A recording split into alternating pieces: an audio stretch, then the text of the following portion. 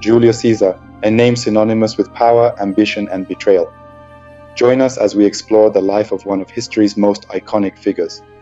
In the heart of ancient Rome, on July 12, 100 BC, Gaius Julius Caesar was born into a world of political intrigues and fading aristocracy. His lineage traced back to the origins of Rome, claiming descent from Aeneas of Troy and the goddess Venus herself. But despite such noble connections, Caesar's family was not wealthy, living in the Subura, a lower-class neighborhood of Rome. The young Caesar's life was under the shadow of Rome's tumultuous politics. His father's early death thrust him into the role of family head at just 16, a responsibility that exposed him to Rome's elite and its political machinations. Amidst the chaos, Caesar's education became his refuge. He studied under Rome's finest rhetoricians and philosophers, learning not just to think, but to persuade, a skill he would master like no other. His mother, Aurelia, played a crucial role in his upbringing, molding Caesar into a shrewd and disciplined young man. She instilled in him a profound understanding of Roman tradition and the importance of loyalty and personal honor. Rome during Caesar's youth was a republic in turmoil.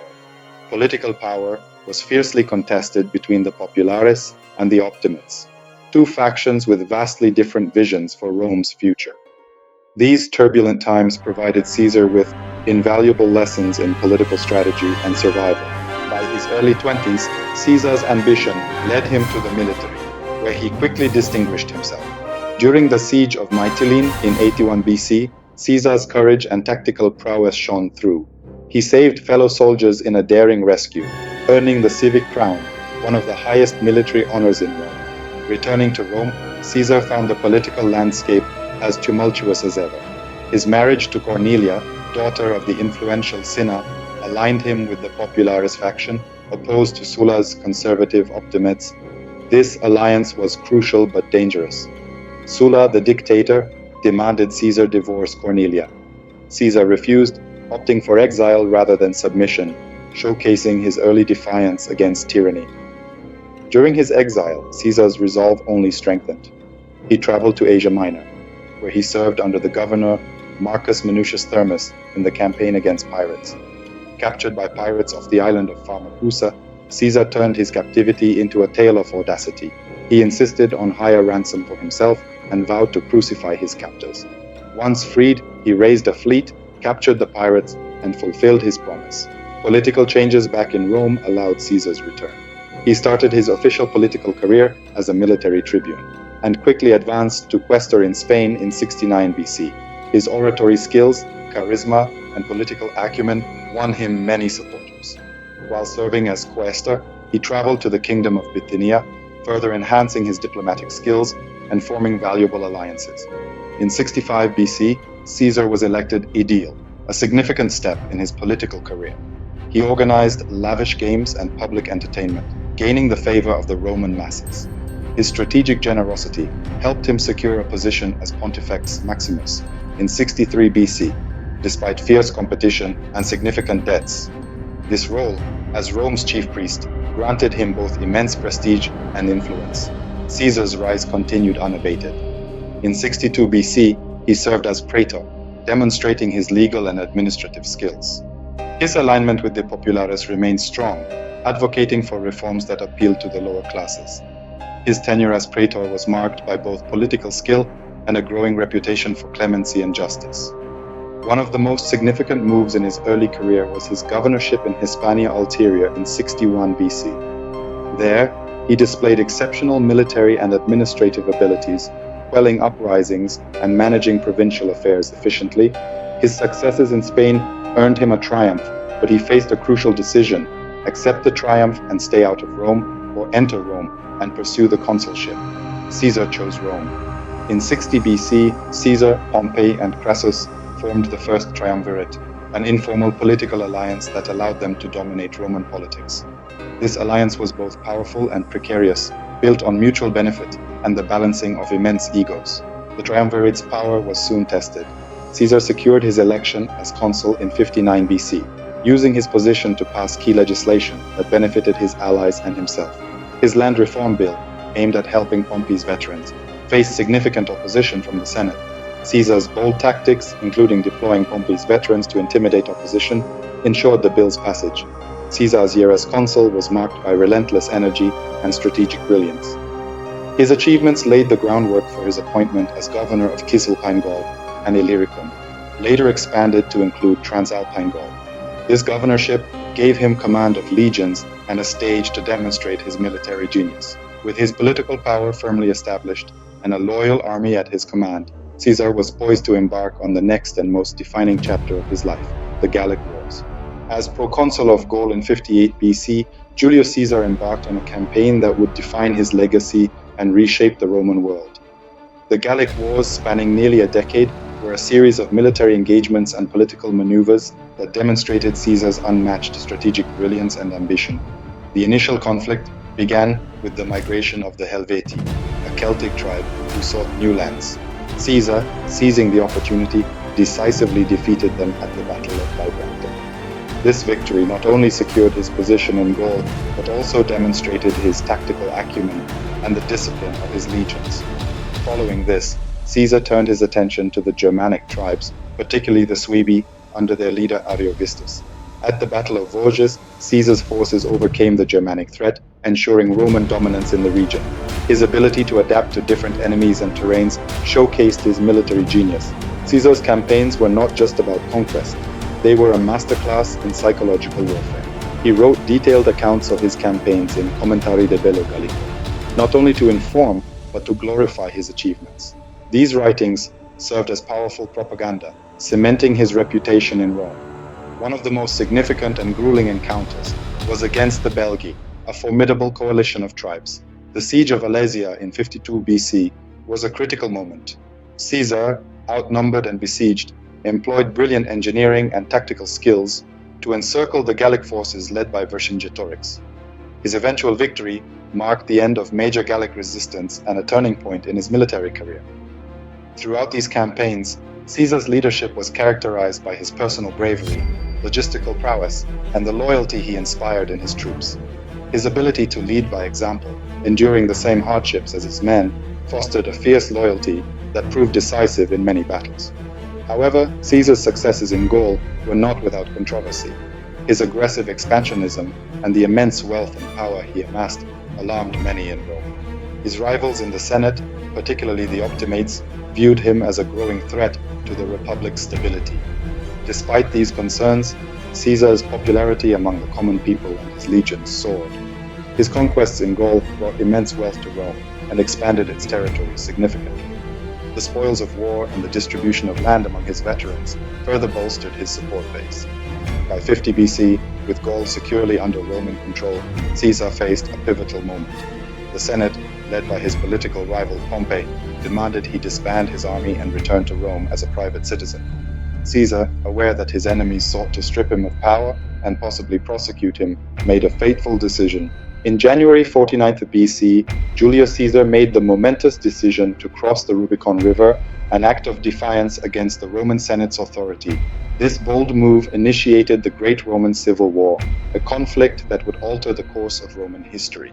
Caesar's decision to march on Rome was driven by a combination of personal ambition and political necessity. His rivals, particularly Pompey and the Optimates, had maneuvered to strip him of power and possibly prosecute him. Crossing the Rubicon with his loyal 13th Legion, Caesar declared, "Alea iacta est," the die is cast. Caesar's advance was swift and decisive. Pompey, unprepared for such boldness, fled to Greece with many senators. Caesar entered Rome unopposed and quickly secured his position. He then turned his attention to chasing Pompey, leading to the pivotal Battle of Pharsalus in 48 BC. At Pharsalus, despite being outnumbered, Caesar's tactical brilliance shone through. His forces decisively defeated Pompey's larger army. Pompey fled to Egypt, seeking refuge, but was betrayed and assassinated upon arrival. Caesar, upon learning of Pompey's death, expressed sorrow for his former ally and rival. In Egypt, Caesar became embroiled in the complex politics of the Ptolemaic dynasty. He sided with Cleopatra VII in her conflict against her brother Ptolemy the Thief. Caesar's support helped Cleopatra secure the throne, and their alliance deepened both politically and personally. The Alexandrian War saw Caesar besieged in Alexandria by Ptolemy the XIII's forces. His strategic brilliance once again prevailed. culminating in the Battle of the Nile in 47 BC, where he secured a decisive victory. Ptolemy the Thegned was killed, and Cleopatra was reinstated as the ruler of Egypt. Caesar's return to Rome was marked by a series of critical battles across the Roman world. In 47 BC, he dealt with uprisings in Asia Minor, notably defeating Pharnaces II of Pontus at the Battle of Zela with remarkable speed. His laconic report, Veni, Vidi, Vici, I came, I saw, I conquered, became legendary. The final phase of the civil war took Caesar to North Africa, where he faced the remnants of Pompey's supporters, including Cato the Younger and Metellus Scipio. At the Battle of Thapsus in 46 BC, Caesar achieved a decisive victory, leading to the suicide of his remaining opponents. With the war effectively over, Caesar returned to Rome to consolidate his power. Upon his return to Rome in 46 BC, Julius Caesar was appointed Dictator Perpetual, dictator for life. This unprecedented concentration of power allowed him to implement a series of sweeping reforms that would leave a lasting impact on Rome and its empire. One of Caesar's most enduring reforms was the overhaul of the Roman calendar. The old lunar calendar was replaced by the Julian calendar, which better aligned with the solar year. This reform not only standardized timekeeping across the empire, but also included the introduction of the leap year, a concept still in use today. Caesar also enacted significant social and economic reforms aimed at improving the lives of Roman citizens. He addressed the issue of debt by passing laws that reduced interest rates and allowed for the redistribution of land. This helped alleviate some of the financial burdens faced by the lower classes. Recognizing the importance of a stable and reliable food supply, Caesar reformed the grain dole, ensuring that Rome's citizens had access to affordable grain. This measure not only improved public welfare, but also helped secure his popularity among the common people. In an effort to streamline governance and integrate Rome's growing empire, Caesar expanded the Senate, increasing its membership to 900. He included many provincials, which helped to unify the diverse peoples under Roman rule and ensured a broader representation in government. Caesar's reforms extended to urban development as well. He initiated a massive public works program, which included the construction of new buildings, roads, and temples. This not only beautified Rome, but also provided employment for thousands of citizens and veterans. To further consolidate his power, Caesar restructured the Roman military. He reduced the size of the legions to make them more manageable and loyal directly to him. He also established colonies in the provinces for his veterans, rewarding their service with land and integrating them into local communities. Caesar's judicial reforms sought to create a more equitable legal system. He codified laws and improved the court system to reduce corruption and ensure fair trials. This helped to strengthen the rule of law across the empire. However, Caesar's unprecedented accumulation of power and his apparent disregard for traditional republican institutions generated fear and resentment among many senators. They viewed his reforms as steps towards monarchy and the erosion of the republic's foundations. Despite his popularity with the masses, Caesar's growing power alarmed many senators. They feared he aimed to dismantle the republic and declare himself king. On the Ides of March 44 BC, these fears culminated in a dramatic and violent act. A conspiracy formed, led by Brutus Cassius and other senators who believed they were saving the republic. On March 15th, Caesar was lured to a Senate meeting at the theater of Pompey. There, the conspirators attacked, stabbing him 23 times. According to historical accounts, Caesar's last words were, "Et tu, Brute," expressing shock at Brutus's betrayal. The assassination plunged Rome into chaos. The conspirators hoped to restore the republic, but instead, their actions ignited another series of civil wars. The power vacuum left by Caesar's death was quickly filled by his allies and supporters, most notably Mark Antony and Octavian, his adopted heir. Mark Antony, seizing the moment, delivered a stirring eulogy at Caesar's funeral. His speech, famously immortalized by Shakespeare, turned public opinion against the conspirators. Riots erupted, forcing Brutus and Cassius to flee Rome. In the ensuing power struggle, Antony and Octavian initially allied to defeat Caesar's assassins. At the Battle of Philippi in 42 BC, they triumphed over Brutus and Cassius, both of whom committed suicide after their defeat. With their common enemies vanquished, tensions between Antony and Octavian resurfaced, leading to a bitter rivalry. Their conflict culminated in the Battle of Actium in 31 BC, where Octavian's forces decisively defeated Antony and Cleopatra. This victory positioned Octavian as the unchallenged ruler of Rome. In 27 BC, Octavian took the title of Augustus, becoming the first Roman emperor. This marked the official end of the Roman Republic and the dawn of the Roman Empire.